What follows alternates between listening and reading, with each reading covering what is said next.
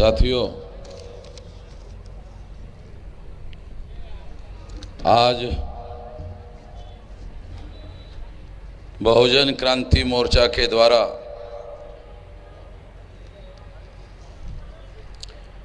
जो परिवर्तन यात्रा निकल रही है,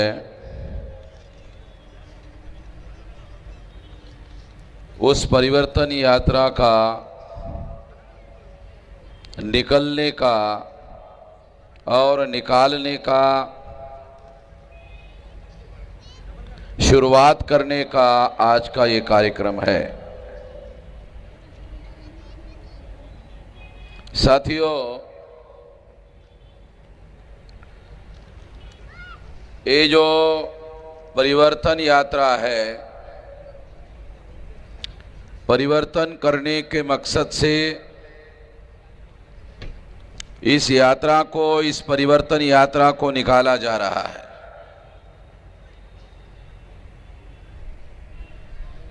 तो ये परिवर्तन कैसे होगा?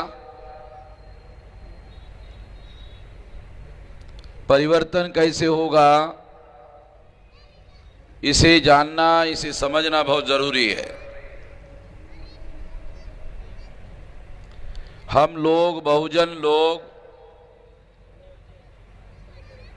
एससी, एसटी, ओबीसी और माइनॉरिटी के अंदर विभाजित है। 6000 जाति के टुकड़ों में विभाजित है। और जब तक हम लोग विभाजित रहेंगे, किसी प्रकार का कोई परिवर्तन होने वाला नहीं है। हम लोग विभाजित रहेंगे, हमारा दुश्मन हमको विभाजित करता रहेगा, आपस में लड़वाता रहेगा, हम लोग आपस में लड़ते रहेंगे, तो निश्चित रूप से परिवर्तन नहीं होगा। परिवर्तन करने के लिए जिन लोगों को जाति के आधार पर तोड़ा गया है, जिन लोगों को जाति के आधार पर विभाजित किया गया है, उन लोगों को इकट्ठा करना होगा। तो ये जो परिवर्तन यात्रा है, ये इकट्ठा करने का महाअभियान है। ये 24 अप्रैल से शुरू होगी और 3 जून तक 42 दिन तक लगातार यह परिवर्तन यात्रा महाराष्ट्र के जो 35 जिले हैं, वो 35 जिलों को कवर करते हुए और 350 से ज्यादा तहसीलों को कवर करते हुए ये परिवर्तन यात्रा 42 दिन तक चलेगी। और आप लोग जानते हैं, और अखबारों में खबरें भी आ रही है कि गर्मी बहुत ज्यादा बढ़ी हुई है और आने वाले समय में और भी बढ़ने वाली है। मगर हम लोग अपने संकल्प से, जो हमने संकल्प किया लोगों को जगाने का, लोगों को जोड़ने का, जोड़कर शक्ति का निर्माण करने का और फिर शक्ति का उपयोग और प्रयोग करने का, ये जो हम लोगों का संकल्प है, उस संकल्प को आगे बढ़ाने के लिए किसी भी प्रकार की रुकावटें हमारे संकल्प के सामने टिकने वाली नहीं है।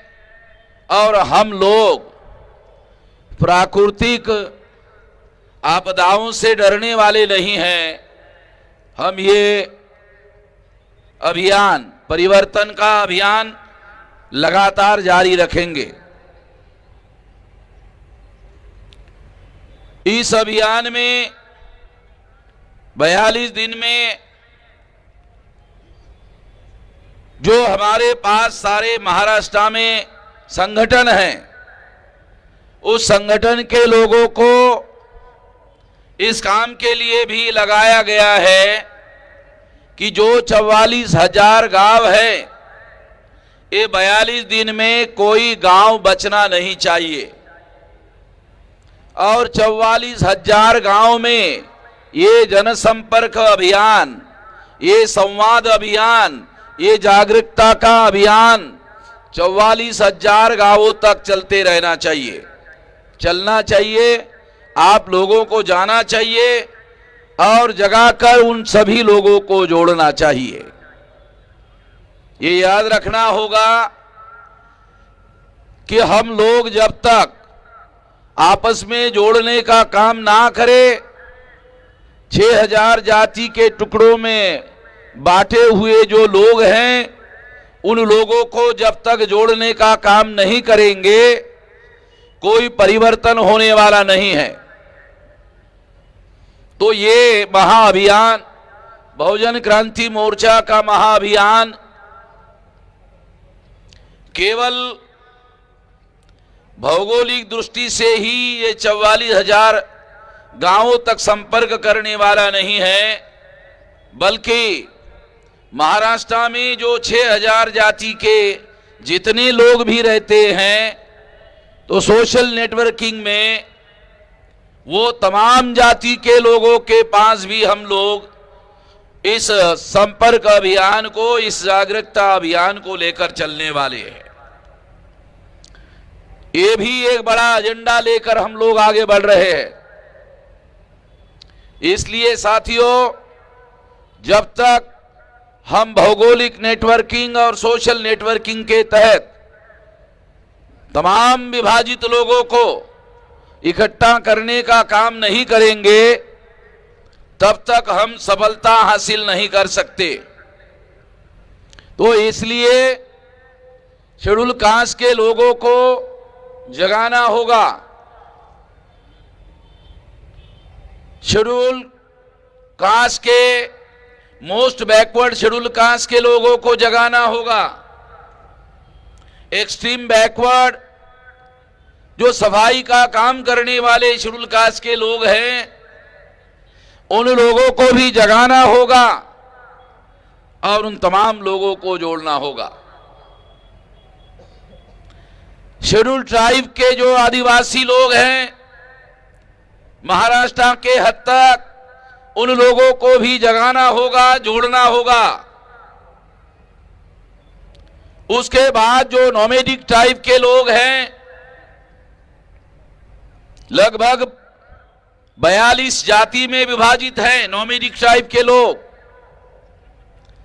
उन लोगों को भी जगाना होगा, जोड़ना होगा। केवल एक जाति के लोगों को जगाने जोड़ने से ब्राह्मणवाद मजबूत होगा। केवल एक जाति के लोगों को जगाने से, जोड़ने से ब्राह्मण धर्म, ब्राह्मणवाद ना केवल मजबूत होगा, बल्कि आपकी गुलामी मजबूत होगी, दृढ़ होगी। इसको समझने की जरूरत है। तो इसलिए नोमैडिक टाइप के लोगों को भी जगा कर जोड़ना होगा और schedule caste, most backward schedule caste और एक्सट्रीम बैकवर्ड शेड्यूल कास्ट की जो समस्याएं हैं, उन लोगों की केवल एट्रोसिटीज की समस्या नहीं है। 1916 से लेकर 1956 तक बाबा साहब आंबेडकर ने 40 साल संघर्ष किया। जो मैंने अध्ययन किया, उस अध्ययन के अनुसार बाबा साहब आंबेडकर ने 40 साल में एट्रोसिटीज के विरोध में एक भी मोर्चा नहीं निकाला।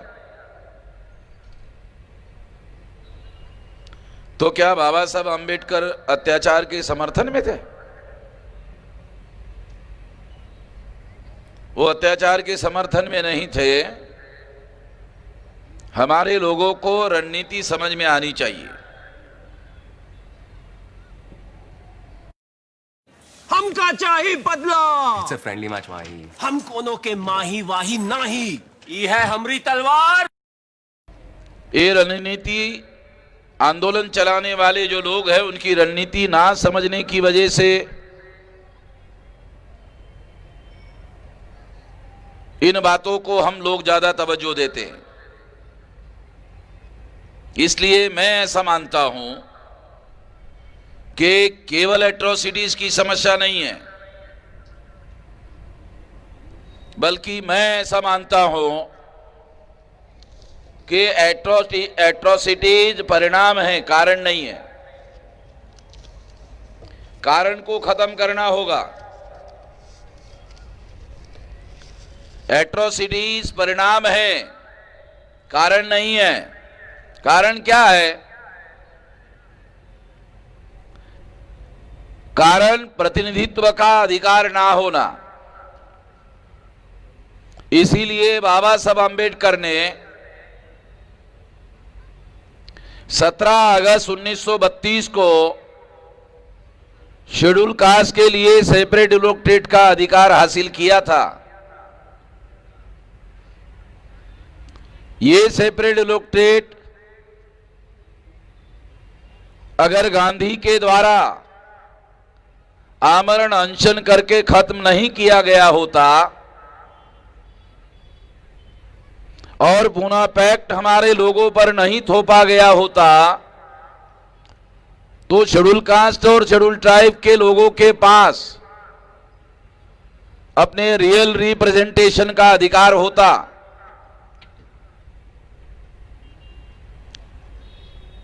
26 जनवरी 1950 के बाद जब भारत संविधान में लागू हुआ, उसके बाद कोई भी सेंट्रल गवर्नमेंट शेड्यूल कास्ट और शेड्यूल ट्राइब के रिजर्व सीटों के समर्थन के बगैर आज तक किसी की सरकार नहीं बनी। कांग्रेस की सरकार शेड्यूल कास्ट और शेड्यूल ट्राइब के समर्थन के बगैर दिल्ली में कांग्रेस की कोई बहुमत वाली सरकार नहीं बनी। यदि हमारे लोगों को सेपरेट इलेक्टोरेट होता तो हमारे लोगों को रियल रिप्रेजेंटेशन होता, और अगर हमारे लोगों को रियल रिप्रेजेंटेशन होता तो 1950 से ही हमारे लोगों का सेंट्रल गवर्नमेंट में दखल होता, सेंट्रल गवर्नमेंट में हस्तक्षेप होता। बाबा साहब आंबेडकर ने कानपुर में शेड्यूल कास्ट फेडरेशन का अधिवेशन लिया था उत्तर प्रदेश का। उसमें उन्होंने लिखित भाषण दिया। उसमें उन्होंने कहा था, ये 42 की बात है, कहा था कि हम आजाद भारत के शासक वर्ग होंगे, हम आजाद भारत के शासक वर्ग होंगे। इसका मतलब यह है कि आजाद भारत में कोई भी कांग्रेस की गवर्नमेंट एससी एसटी के समर्थन के बगैर नहीं बनी।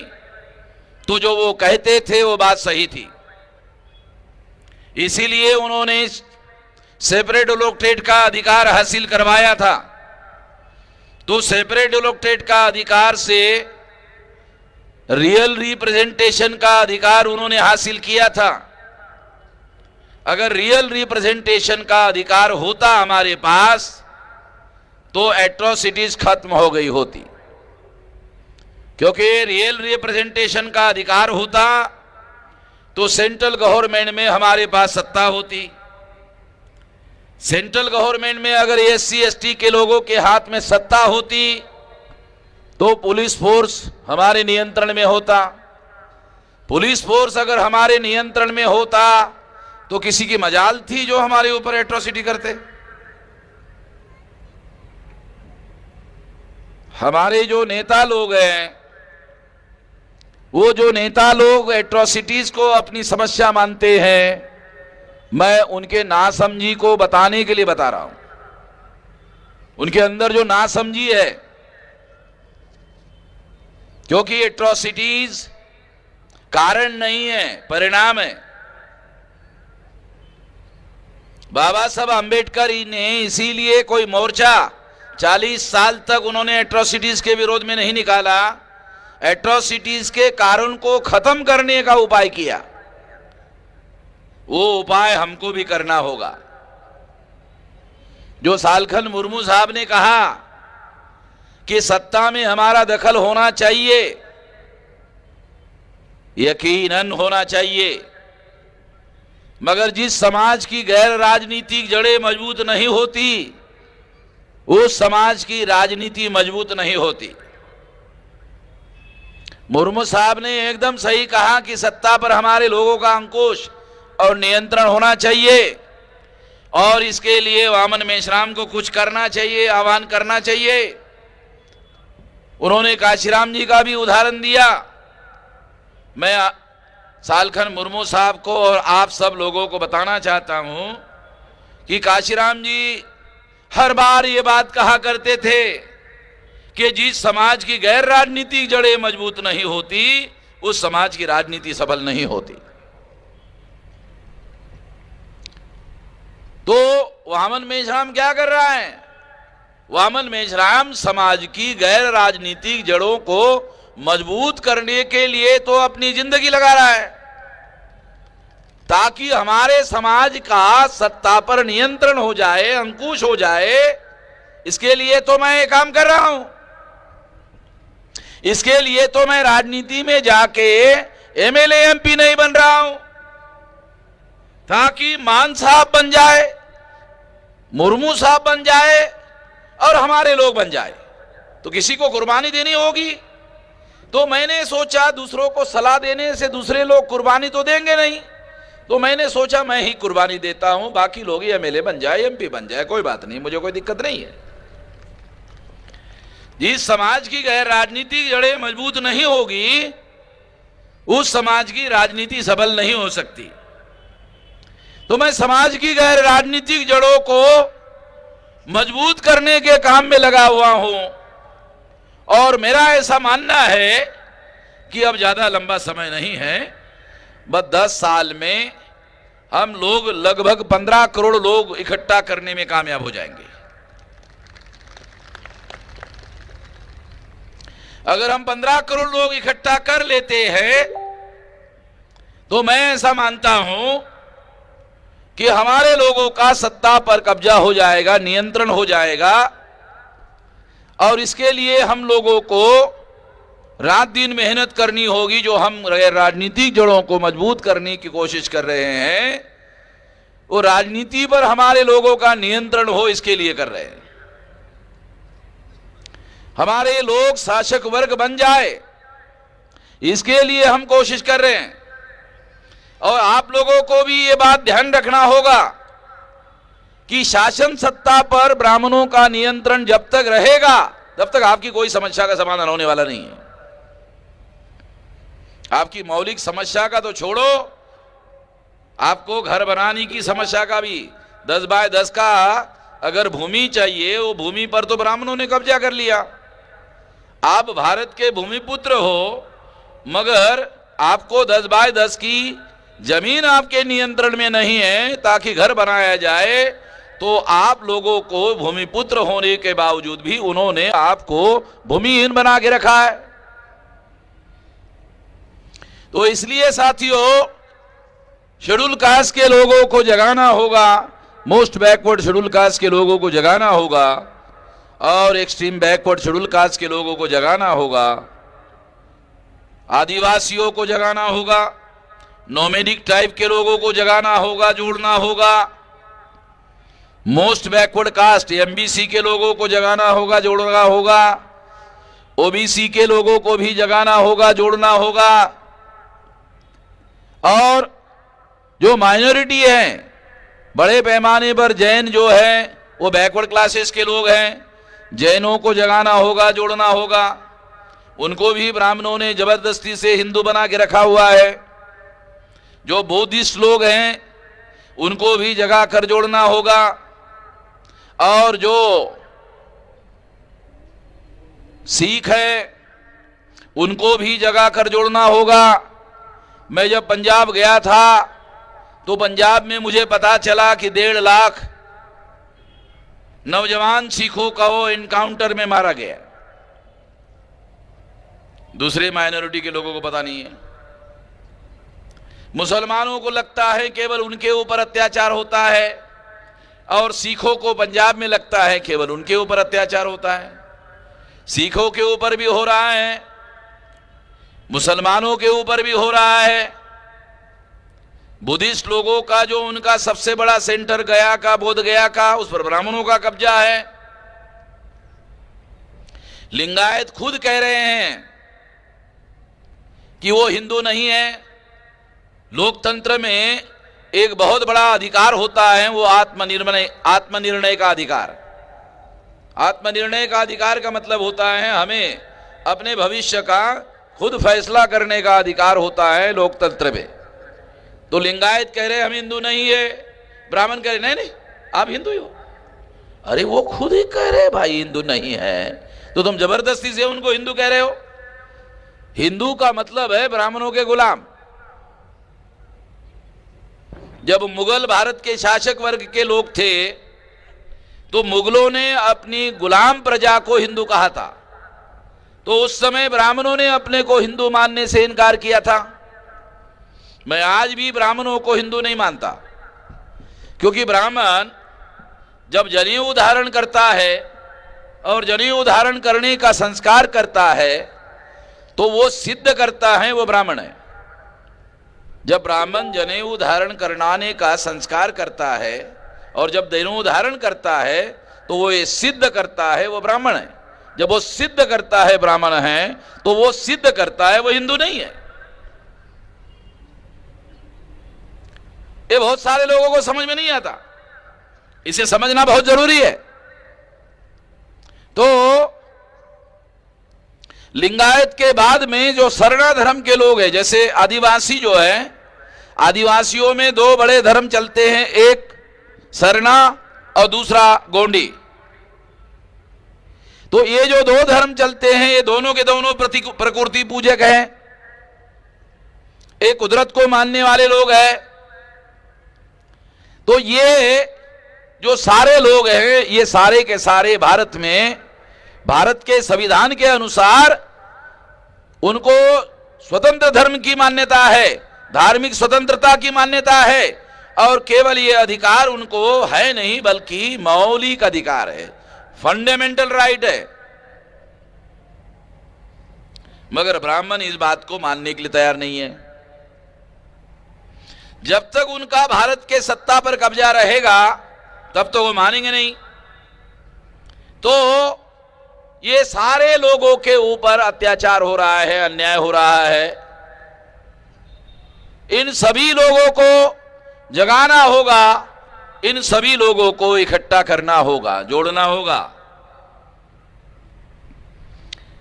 जब हम सभी लोगों को जगाएंगे, जोड़ेंगे, अगर नरेंद्र मोदी और भारतीय जनता पार्टी के लोग 31% से देश का प्रधानमंत्री बना सकते हैं तो हम 85% लोग हैं। 85% लोगों को जगाना होगा, जोड़ना होगा और शक्ति का निर्माण करना होगा, शक्ति का उपयोग और प्रयोग करना होगा। तो 85% के अगर 30% लोग हम इकट्ठा कर लेते हैं, अगर हम 30% लोग भारत में इकट्ठा कर लेते हैं तो 31% से अगर भाजपा के लोग प्रधानमंत्री बना सकते हैं तो 30% से हम भी बना सकते हैं। बहुत सारे लोग मेरे से बहस करते हैं कि 85% लोग कब इकट्ठा होंगे। उनको यह समझ में ही नहीं आता कि 100% लोगों के इकट्ठा होने की जरूरत नहीं है। अगर 90% लोग इकट्ठा होते तो भी जरूरत नहीं है, 80% की जरूरत नहीं है, 70 की जरूरत नहीं है, 60 की जरूरत नहीं है, 50 की जरूरत नहीं है, 40 की भी जरूरत नहीं है।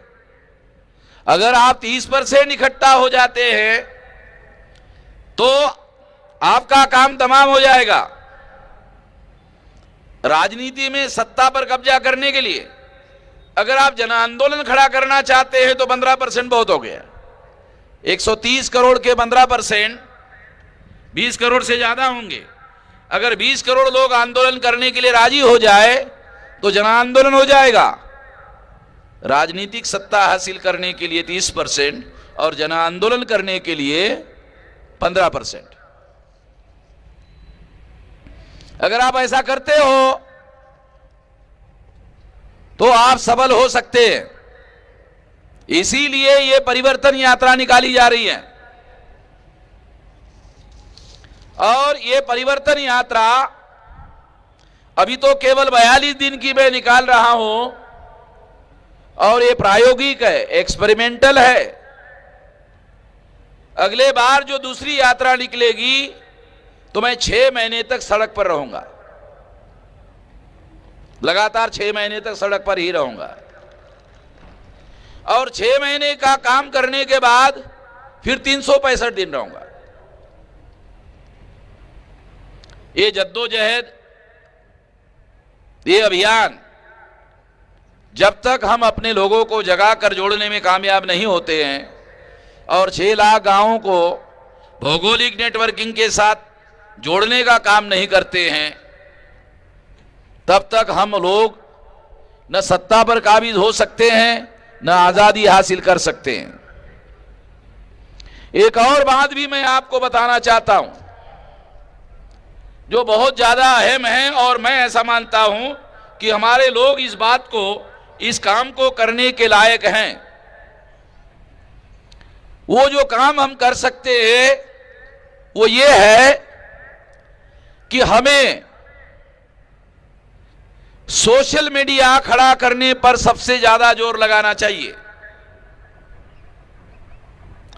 अगर हम अपना सोशल मीडिया खड़ा कर लेते हैं, केवल 3 करोड़ लोगों का सोशल मीडिया खड़ा करते हैं तो 15 करोड़ लोगों तक मैसेज चला जाएगा। 15 करोड़ लोगों तक आपकी खबर पहुंच जाएगी, आपका संदेश पहुंच जाएगा। अगर 15 करोड़ लोगों तक आपका मैसेज और आपका संदेश पहुंच जाएगा तो आंदोलन आंदोलन नहीं रहेगा, आंदोलन जन आंदोलन हो जाएगा। इसे करना बहुत जरूरी है। इसे बहुत ज्यादा जोर लगाकर यहां बैठे हुए जितने भी लोग हैं,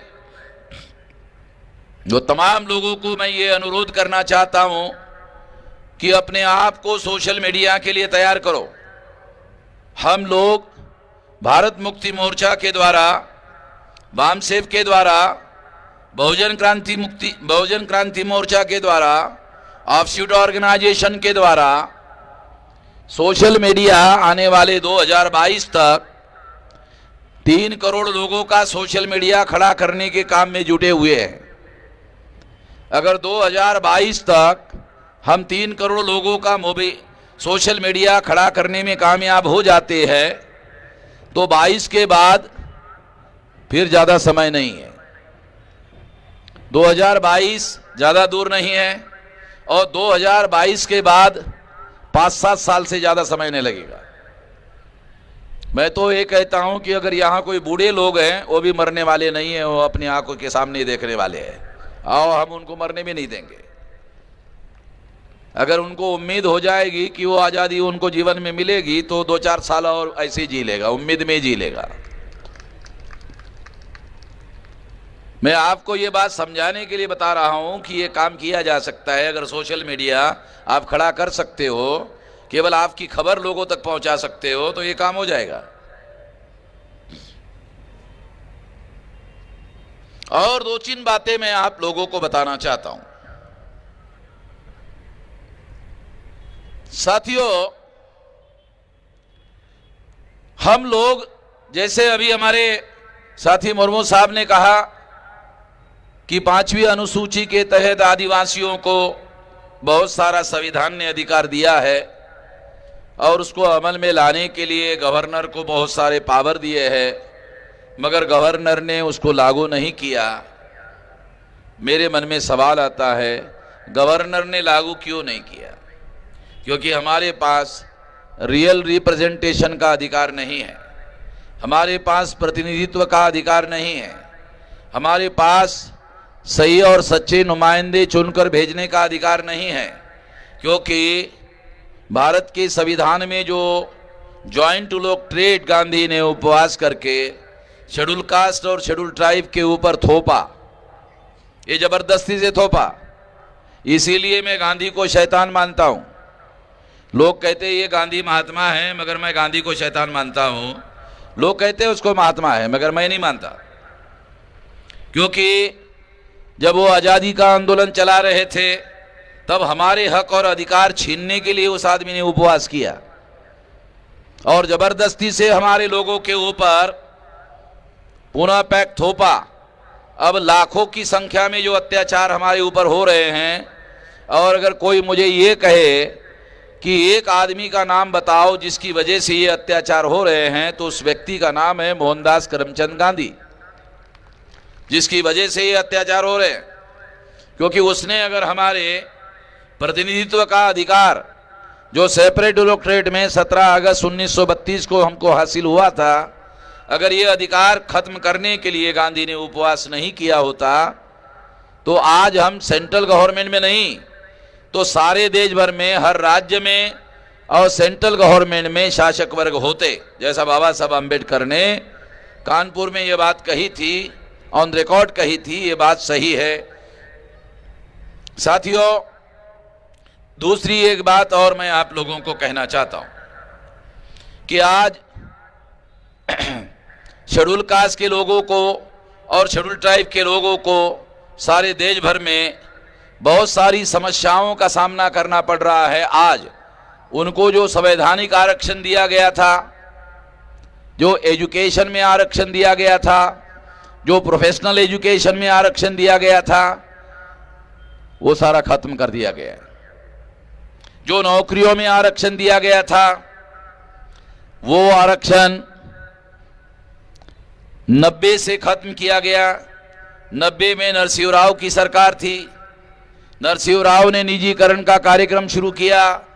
निजीकरण ने आरक्षण समाप्त किया और ये समाप्त करने का षड्यंत्र कांग्रेस ने किया। बहुत सारे लोग बीजेपी के लोगों को गाली देते हैं और आरएसएस के लोगों को केवल जिम्मेदार मानते हैं। बीजेपी के लोग तो बदमाश है ही है और आरएसएस के लोग तो बदमाश है ही है, मगर जो असली बदमाश है उसके बारे में हमारे लोग चुप रहते हैं।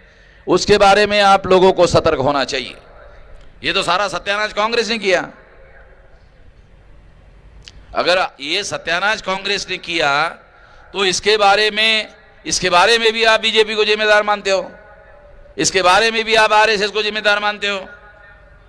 जब अटल बिहारी वाजपेयी प्रधानमंत्री बने 99 में, तो उन्होंने कुछ सीनियर मोस्ट आईएएस अधिकारियों को बुलाया और पूछा कि यदि हम मुसलमानों के विरोध में कुछ करना चाहे तो क्या क्या कर सकते हैं।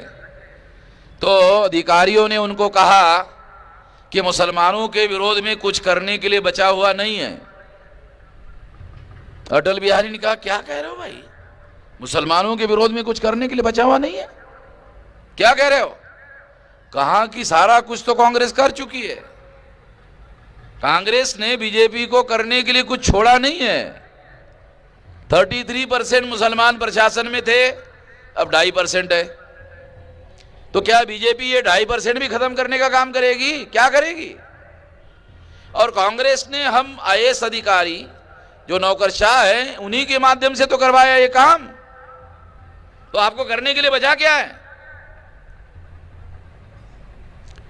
मैं इसलिए ये बातें आपको बता रहा हूं। हमारे कुछ लोगों ने ये कहा कि 2 तारीख का जो भारत बंद था ये कांग्रेस और बीजेपी का प्रायोजित बंद था। कितने लोगों को पता है?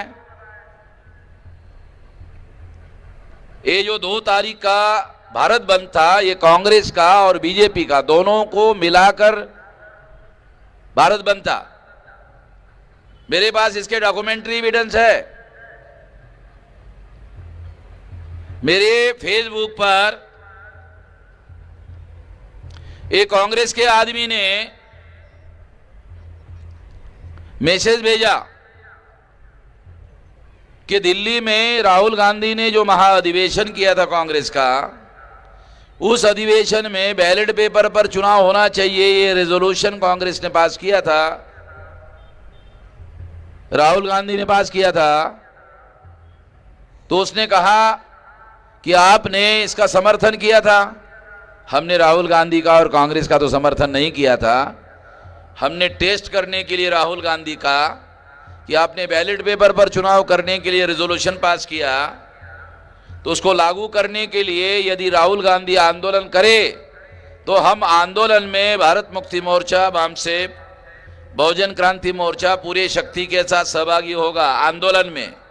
मैं जानता था राहुल गांधी आंदोलन नहीं करेगा बैलेट पेपर के लिए, और राहुल गांधी ने आंदोलन तो छोड़ो, चुनाव आयोग को चिट्ठी तक नहीं लिखा, मगर उस आदमी ने मेरे पोस्ट में लिखा कि जब आपने राहुल गांधी को बैलेट पेपर के लिए समर्थन दिया तो आप 2 तारीख के बंद के लिए कांग्रेस को समर्थन क्यों नहीं दे रहे हो?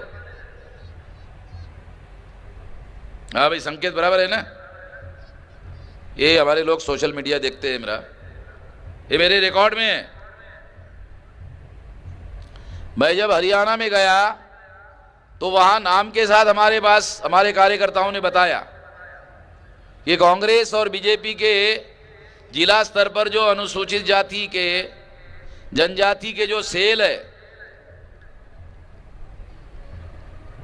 वो सेल के लोग कांग्रेस के, बीजेपी के इसके विरोध में प्रचार कर रहे थे, और हमारे जो आम आदमी है उनको आंदोलन के लिए सहभागी कराने के लिए, शामिल करवाने के लिए कोशिश कर रहे थे।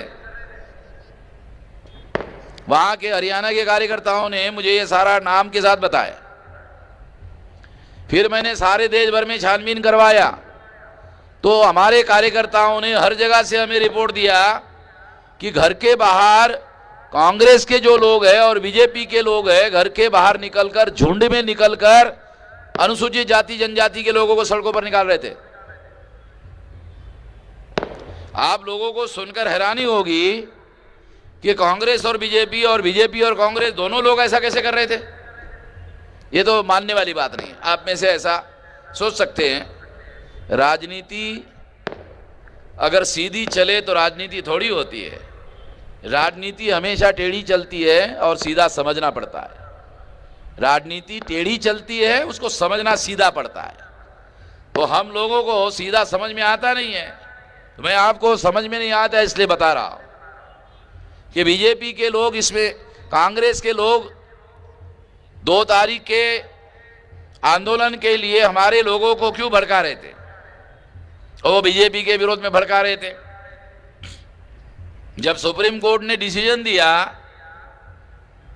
तो कांग्रेस के लोगों का स्टेटमेंट था, अखबार में आज भी रिकॉर्ड में है, कि बीजेपी ने सुप्रीम कोर्ट में पैरवी नहीं की, इस कानून के समर्थन में पैरवी नहीं की, अच्छा वकील नहीं लगाया, आर्गुमेंट नहीं किया।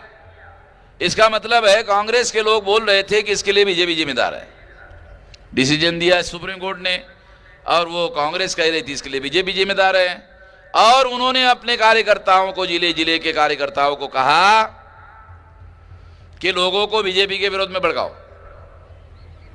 तो SC ST के लोगों को उन्होंने बीजेपी के विरोध में भड़काया। तो इसका मतलब सीधा सीधा था, ये पॉलिटिकल एजेंडा था कांग्रेस का। इसके पीछे क्या एजेंडा था कि SC ST के लोग यदि बीजेपी के विरोध में आंदोलन करते हैं तो SC ST के लोगों के अंदर बीजेपी के विरोध में शत्रु भाव पैदा होगा, राइवलरी पैदा होगी। अगर शत्रु भाव पैदा होगा, राइवलरी पैदा होगी, दुश्मनी भाव पैदा होगा, तो जब 19 में चुनाव आएगा तो SC और ST के लोग सोचेंगे कि हमें हर हालत में बीजेपी को परास्त करना है, क्योंकि दुश्मनी का भाव पैदा हो गया, बीजेपी को परास्त करना है। तो जो लोग कांग्रेस को वोट भी नहीं देना चाहते हैं SC ST के, वो बोलेंगे कि जो कैंडिडेट बीजेपी को हरवाएगा हम उसी को वोट देंगे। जो SC ST का आदमी कांग्रेस को वोट देना नहीं चाहता, जब उसके अंदर राइवलरी का भाव पैदा होगा, दुश्मनी का भाव पैदा होगा, तो वो 19 के चुनाव में बीजेपी को हरवाने के लिए कांग्रेस को वोट देने का सोचेगा, और अगर कांग्रेस को वोट देने का सोचेगा तो तुम जो आंदोलन चला रहे हो तुम्हारा क्या होगा? तुम्हारे आंदोलन का क्या होगा? तुम्हारा राष्ट्रव्यापी संगठन, राष्ट्रव्यापी आंदोलन, स्वाभिमानी आंदोलन, इसका क्या होगा? तुम जो लोगों को जागरण कर रहे हो वो आपको बोलेंगे मेश्राम जी इस बार माफ कर देना, इस बार बीजेपी को हमको परास्त करना है, इसलिए हम लोग कांग्रेस को वोट दे रहे हैं, अगली बार आपको देंगे, अब की बार बीजेपी को हरवाना है। आपको राजनीति समझा रहा हूं, इतना आसान तो नहीं है राजनीति समझना। ये जो शत्रुभाव डेवलप करने के लिए, राइवलरी डेवलप करने के लिए कांग्रेस ने अपना प्लान बनाया और हमारे लोगों को बीजेपी के विरोध में भड़काया, राइवलरी डेवलप किया। बीजेपी का क्या मकसद था? बीजेपी का मकसद था कि जब सारे अनुसूचित जाति के लोग, जनजाति के लोग इकट्ठा होकर बड़ा आंदोलन करेंगे तो ओबीसी का ध्रुवीकरण बीजेपी के समर्थन में होगा। बीजेपी के अनुसूचित जाति के लोगों को उन्होंने कहा, जनजाति के लोगों ने कहा कि तुम लोगों को आंदोलन करना चाहिए। वो भी मैदान में उतरे, वो मैदान में उतरवाया पार्टी ने, उसके पीछे ओबीसी का बीजेपी के समर्थन में ध्रुवीकरण करवाना मकसद था।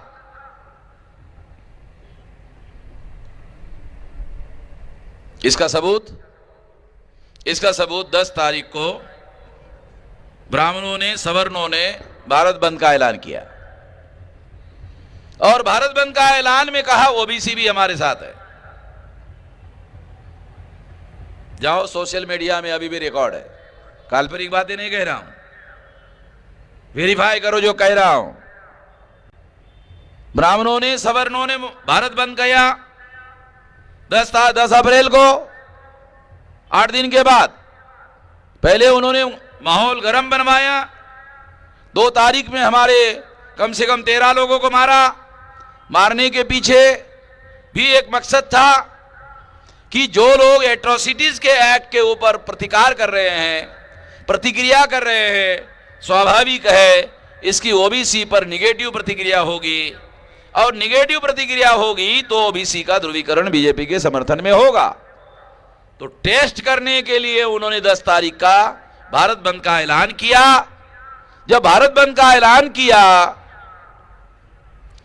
तो वामसे भारत मुक्ति मोर्चा के द्वारा सारे देश भर में जो ओबीसी के अंदर जागरण किया गया, बहुत सारे ओबीसी के संगठन ने कहा हम 10 तारीख के बंद में शामिल नहीं है।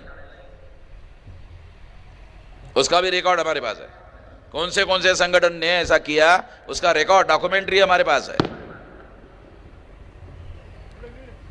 बबुआ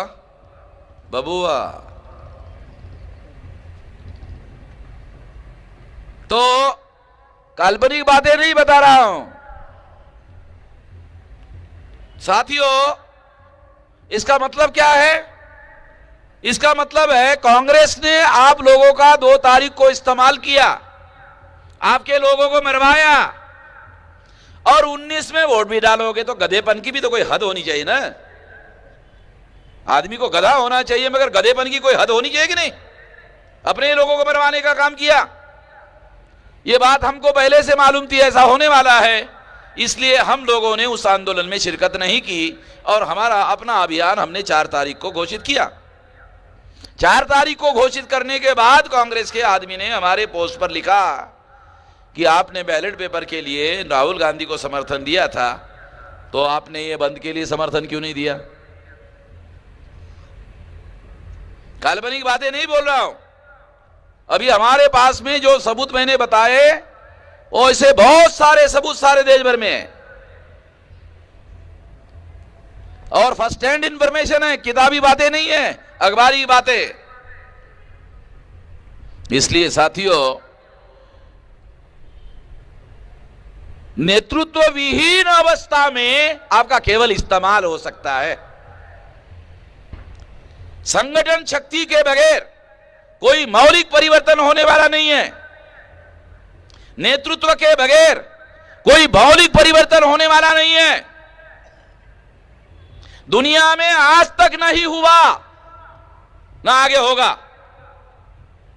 संगठित शक्ति के अभाव में आपका इस्तेमाल हो सकता है, बहुत बार हुआ, 2 तारीख को भी हुआ, 10 तारीख को भी ओबीसी का इस्तेमाल करने का प्लान था। जब 10 तारीख को ओबीसी के लोगों ने विरोध किया, समर्थन नहीं दिया, तो बीजेपी के लोगों को मालूम हो गया ओबीसी का समर्थन नहीं है। जब समर्थन नहीं है ये मालूम हुआ, तब नरेंद्र मोदी ने सुप्रीम कोर्ट में पुनर्विचार याचिका दाखिल करने का निर्णय किया। तब उनको लगा कि अब ये गुस्सा ठंडा करना होगा, नहीं तो उन्होंने प्लान बनाया था SC ST वर्सेस ओबीसी, इन लोगों का झगड़ा लगाया जाए। तो इसलिए साथियों, ये जो बात मैं आप लोगों को बता रहा हूं, इन बातों को हम लोगों को समझना होगा और समझकर हम लोगों को अपने इस्तेमाल को रोकना होगा। तो ये तभी संभव है जब हम अपना संगठन बनाए, संगठन को मजबूत करें, अपने नेतृत्व को राष्ट्रीय स्तर से लेकर जिला और गांव स्तर तक मजबूत करने का काम करें। तभी जाकर हम अपने लोगों को, अपने समाज को दिशा दे सकते हैं, गाइडेंस कर सकते हैं, मार्गदर्शन कर सकते हैं। ऐसा करना होगा।